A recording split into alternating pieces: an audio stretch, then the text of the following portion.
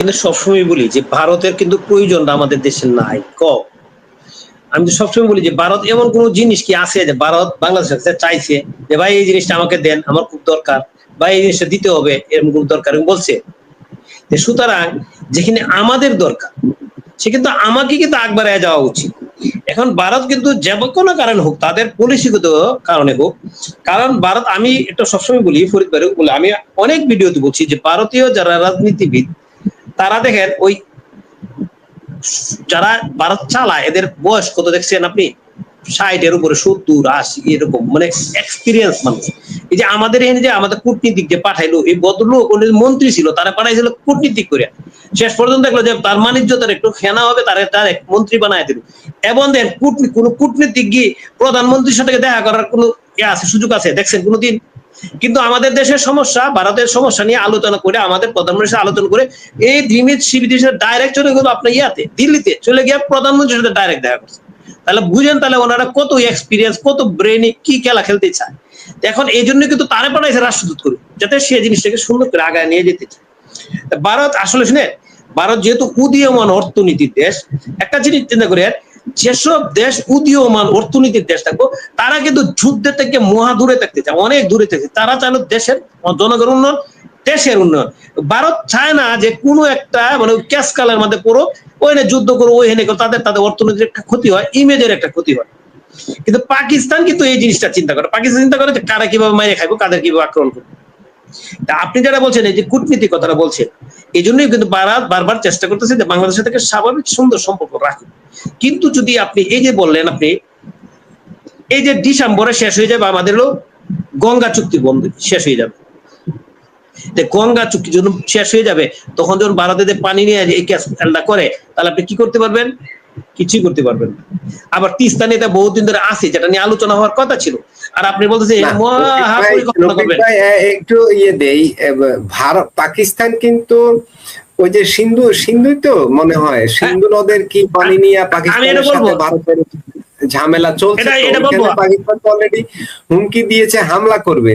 তো আমরাও তো কি বলে গঙ্গার পানির জন্য ভারতে হামলা টামলা করবো, এই ধরনের হুমকি কি আমরাও দেবো নাকি? রফিকে বলুন। আমি এটা বলবো কারণ আমি নিজে যদি এটা নিয়ে বেশি আলোচনা করি, গতকালকে আমি নিজের ভিডিওতে এটাকে ভিডিও করছি যে ভারতের ওই যেন সিন্ধু নিয়ে।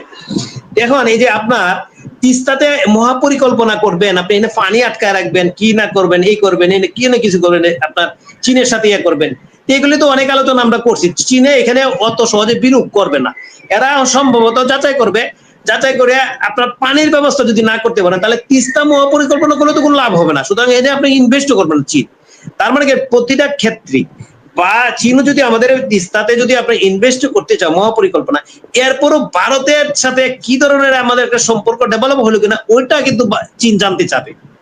কারণ ওখানে ইয়া করে আপনার এত টাকা ইনভেস্ট করে তো চীন এই টাকা নষ্ট করতে চাবে না। এখন আমি যেটা বলতে চাচ্ছিলাম, এই যে পানি চুক্তির যে ব্যাপারটা আছে, এটা তো আমাদের জন্য খুব জটিল জিনিস।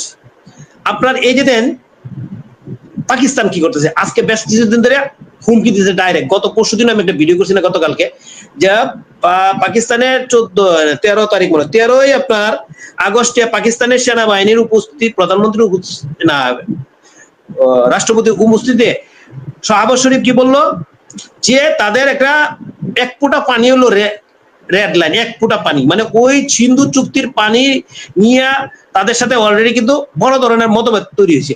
এবং সিন্ধু চুক্তির পানি নিয়ে কিন্তু অলরেডি আন্তর্জাতিক আদালতও গেছে পাকিস্তান, যেটা ভারত যায় নাই। সুতরাং এটা সমাধান করতে পারবে না। এখন হয়তো এরা হুমকি দিচ্ছে, আপনি শুনেন, হুমকি তো পাকিস্তান সারা জীবনই দিচ্ছে, পাকিস্তানের কাজ হলো হুমকি দেওয়া। তার নিজের দেশের জনগণের উপরে আপনি আক্রমণ করে, তার নিজের দেশের জনগণের সারা জীবন সারা আক্রমণে যুদ্ধ করতেছে। আপনার বেলুচিস্তান বলেন, আপনার খাইবার পাখতুন বলেন, এখন নতুন করে আজাদ কাশ্মীর শুরু হয়েছে, ওদের বিরুদ্ধে এরা যুদ্ধ করতেছে, আফগানের সাথে যুদ্ধ করতেছে। তার কাজ এলো যুদ্ধ করা। যুদ্ধ না করলে তো আপনি ফকির হতে পারবেন না ভাই, যুদ্ধ না করলে তো আপনি ভিক্ষা করতে পারবেন না, বুঝলেন? এখন আপনি ওই ভারতে আপনার হুমকি দিছে, ভাই আমরা তো সব জানি ভারতের কতটুকু শক্তি আছে, পাকিস্তানের কতটুকু শক্তি আছে, আর এগুলো যুদ্ধ করার ক্যাপাসিটি লাগবে। আমেরিকার কিন্তু সারা বিশ্বের নাম্বার 1 আপনার ইয়া শক্তি, সামরিক শক্তি। এখন আমরা বাংলাদেশি মিডিয়া থেকে আসে শুনি, যেটা আমি জানি না সঠিক, কারণ এটা তথ্য তাদের কাছে। তারা এই ইরানের সাথে এতদিন যুদ্ধ করতে হতে ওরা মোটামুটি ক্লান্ত হয়ে গেছে, তাদের অস্ত্রের ভান্ডার নাকি খালি হয়ে গেছে। চিন্তা করেন জিনিসটা। কারণ পাকিস্তানের কি মুরুদটা আছে ভারতের সাথে যুদ্ধ করার মতন বলেন আপনি?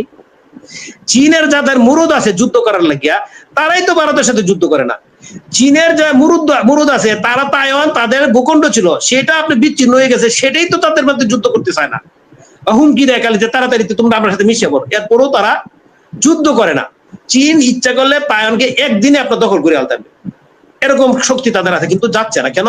তারা যুদ্ধ করে এই ভূখণ্ডকে একসাথে করতে চাচ্ছে না। তারা চাচ্ছে যে আলোচনার মাধ্যমে তোমরা আসো।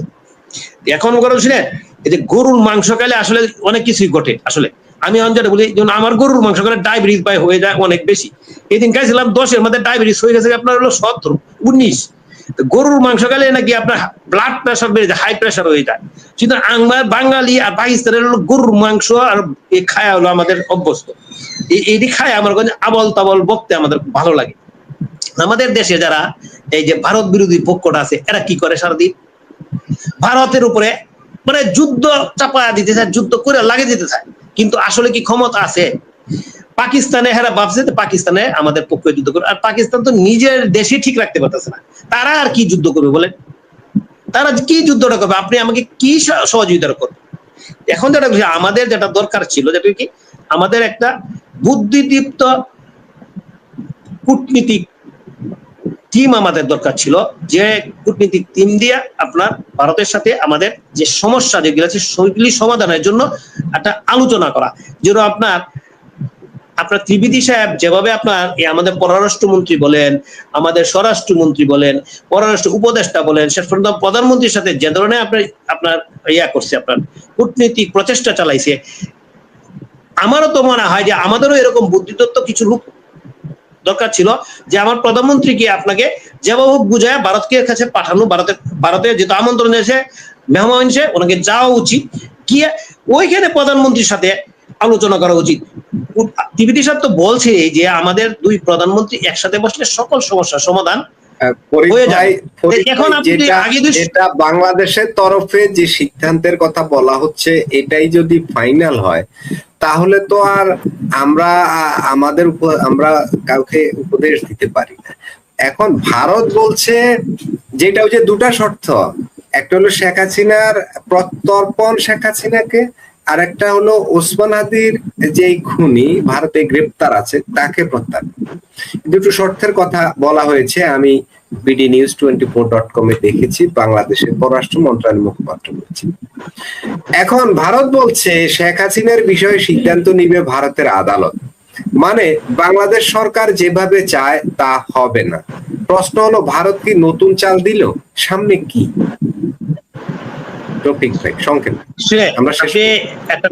আপনি কথা বুঝেন, আপনি শেখ হাসিনা ভারত কিভাবে হাইটে গেছে না পলায় গেছে বলেন? আমাদের বিমান বাহিনী, আমাদের সেনাবাহিনীর চৌকুশ দল ওনাকে বিমান দিয়ে ভারতে পৌঁছায় দিয়ে আসছে। ভারতীয় অবশ্যই তখন ভারতের সাথে যোগাযোগ করার পরেই তো ভারতে বিমান গেছে, না বিমান যেতে পারতো না, তাই না? তাহলে আমাদের সেনাবাহিনীর যে আপনার প্রধান ছিল উনি তো এখানে আছে, তাই না?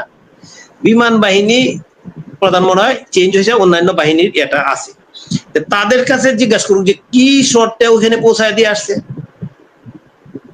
এটা আপনি তো ওইখানে তো আপনি কি শর্তে ফিরে আনবেন, তাহলে আপনার ওই জিনিসটা আলোচনা হোক আগে। একটা নিশ্চয়ই একটা শর্তে তো ওইখানে পাঠানো হয়েছে নাকি? না হলে উনি তো আর বিমান তো চালায় যায় না। শেখ হাসিনা বিমান চালায় কি ভারতে গিয়ে নামছে গিয়া? বা শেখ হাসিনার যে বিমান গেছিল ওই বিমান কি ভারতে গিয়ে আটকে গেছে? যেরকম আপনার সিরিয়ার প্রেসিডেন্ট তাদের ফুল ফ্যামিলি নিয়ে রাশিয়া চলে গেছে বিমান নিয়ে, ব্যক্তিগত বিমানে চলে। এই বিমান কিন্তু আর আসে নাই, সিরিয়াতে ফিরে আসে নাই। আর আমাদের বিমান তো সাবেক প্রধানমন্ত্রী ওনাকে ভারতে রেখে তাদের কি বিমান গাড়িতে নামছে, নামে রেখে ওনাকে দিয়ে আমাদের বিমান বাহিনী ফেরত আসছে। তাহলে এটা তো একটা আলোচনার ব্যাপার। আপনি যদি কাছাকাছি না যান, দূর থেকে যদি আপনি শর্ত দেন, এই শর্ত সেই শর্ত, তাহলে তো এইগুলির কোনো মানে ফলপ্রসূ আপনার হবে না, সলিউশন হবে না। আপনি যদি এখান থেকে বলেন উসমান হাদির ব্যাপারটা যেটা বলছেন, উসমান হাদির খুনি আপনার অ্যারেস্ট হয়েছে, ধরেন আপনি বলছেন অ্যারেস্ট হয়েছে বাংলাদেশ থেকে, বলছে আপনাকে দেখে আসছে আমাদের লোকরা কি গেছিল? আপনি কি এখান থেকে কোনো প্রতিনিধি গেছিল যে উসমানদের লোক এখানে অ্যারেস্ট হয়েছে?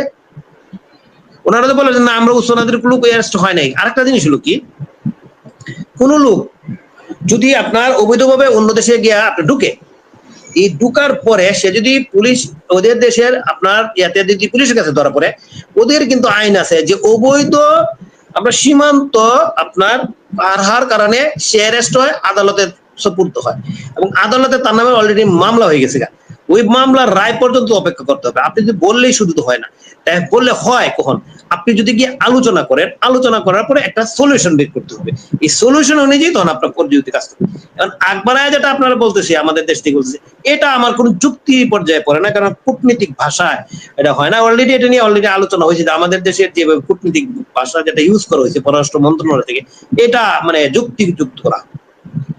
কারণ ওদের দেশে ঢুকছে কি উসমান হাদির পলায় হত্যাকারী পলায় ঢুকছে কি ধরে, যেমন মনে করেন ঢুকছে আমাদের, কিন্তু ওদের পুলিশে অ্যারেস্ট হয়েছে, ওর আদালতে কিন্তু ইয়ে হয়েছে, তার তো প্রবেশকারী, তার একটা শাস্তি হবে।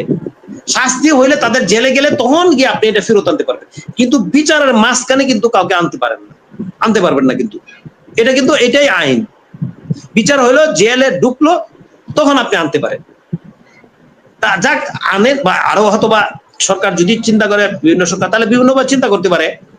এটা তো আলোচনার ব্যাপার, আইনের ব্যাপার আছে। এই বিষয়টা তো এখন প্রাইম মিনিস্টার ভারতে না গেলে তো এই আলোচনার টেবিলটা খুলবে কে, কার সাথে কে? আর এটা তো উচ্চ পর্যায়ের ব্যাপার, এটা তো খুব ছোটখাটো ব্যাপার না যে সাবেক প্রধানমন্ত্রীকে আমি বাংলাদেশ থেকে বললাম তুমি ফিরিয়ে দাও, কি বলে প্রত্যার্পণ করো, না হইলে আমি গিয়ে নিয়ে আসবো, বা আমি তোমার দেশে হামলা করব, তাকে 24 ঘন্টার ভিতরে দিতে হবে। আমি এখানে বসে এইসব স্লোগান দিলে কি হবে? এটা তো আলোচনার ব্যাপার। সেটাই তো বলছি, এটাই তো বলতেছি যে যদি নাই যা আলোচনায় যদি না করে তাহলে এটা সমাধান। তাহলে কি আপনার কি মনে হয় যে আমাদের কূটনীতি কিছু ঘাটতি রয়েছে? মানে আমাদের যেমন চায়নাতে আমরা গেলাম, আমাদের চায়না ইনভেস্ট করবে, ফাইনালি দেখলাম ইনভেস্ট করা তো দূরে থাকুক, আরো বিপদ হয়ে গেল অনেকটা। এখন মার্কিন যুক্তরাষ্ট্রের সাথে আবার আমরা বাণিজ্য চুক্তি করলাম, এখন আমাদের গ্যাস সংকট, পিটার হাস আমাদের সচিবালয়ে এসে বসে থাকে এলএনজি বিক্রির জন্য, আমরা তার কাছ থেকে ডাবল দামে এলএনজি কিনি, তাও কাভারেজ হয় না। আমাদের সরকার বলছে 2 বছরেও সমাধান হবে না তেল গ্যাসের সমস্যা, বিদ্যুতের সমস্যা।